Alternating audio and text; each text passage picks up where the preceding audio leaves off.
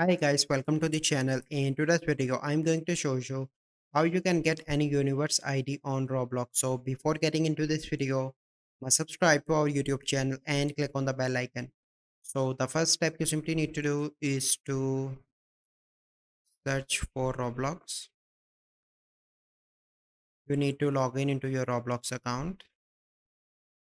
So once you are in your account, you simply need to select any game